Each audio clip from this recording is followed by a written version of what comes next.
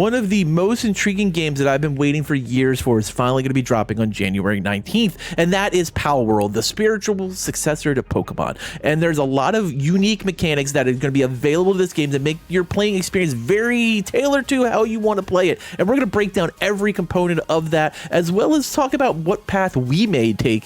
But before we do that, welcome back, Deadites and Ghost Beaters. And if you're new to the channel, I am Oldhead Gaming. And if you want to stay up to date on all the latest video game news, make sure you hit the subscribe button and turn on the notification bell for all future videos.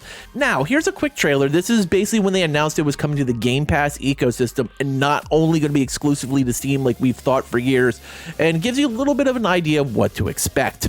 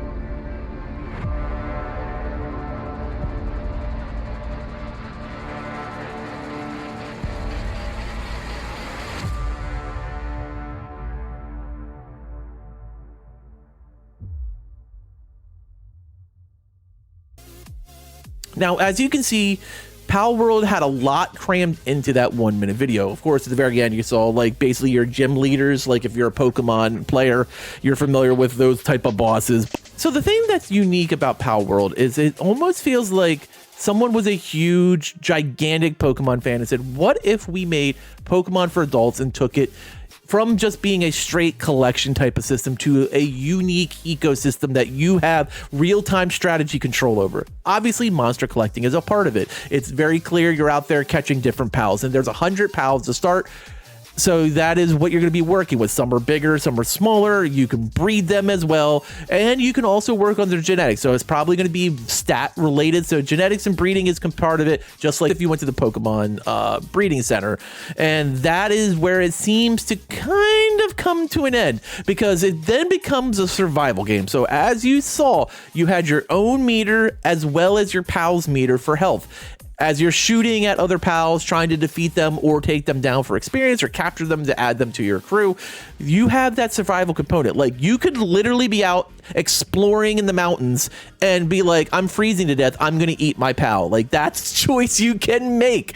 There's also gonna be mounts. You saw the one giant dragon that your character was riding, but you also have the real-time components, which building structures, production of goods, farming, factories and automation, mining, all those types of services, you can put your pals to work. And this is where the morality meter comes in. You can choose if you want to be a good pal trainer or a bad one. So if you want to be someone who goes out and does poaching and crime, basically makes sweatshops where your pals work as hard as they can for as little as you want to give them, even to death, you can choose that. So these cute little guys, you can basically work them to death.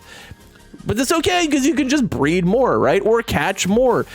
Sometimes you just want to be an asshole and destroy everyone in your path with zero repercussions because it's a video game. You're living out a fantasy.